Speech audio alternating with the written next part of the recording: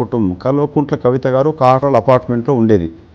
ఇవాళ ఎక్కడికి వెళ్ళి కోట్లాది ఖరీదు చేసే కార్లు, ఆభరణాలు, బంగళాలు, విల్లాలు, నేను చెప్పేది కాదు, ఎవరో వ్యక్తి, కాంగ్రెస్ వ్యక్తి కూడా కాదు, ఇంకో రేపు 135 కోట్లు 150 కోట్లు పెట్టి ఒక విల్లా కట్టుకుంది ఇక్కడ బంజారాల్స్ ఉంది.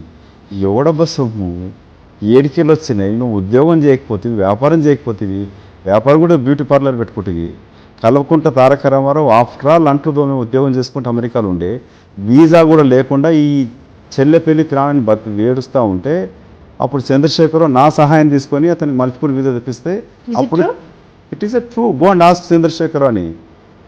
కవిత పెళ్ళికి రానని చెప్పి రానంటే నాకు మల్టిపుల్ వీసాలు రానన్నప్పుడు నేను సహాయం చేసిన దాంతో అతను ఇండియాకి వచ్చి పెళ్ళి అటెండ్ చేసి తర్వాత అమెరికాకు వచ్చినాడు.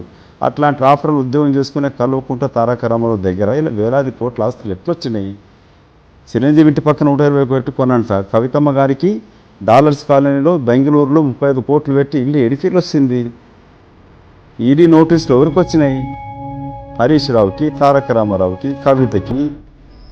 సిబిఐ ఇన్వెస్టిగేషన్ నడుస్తూ ఉంది చంద్రశేఖరరావు పైన.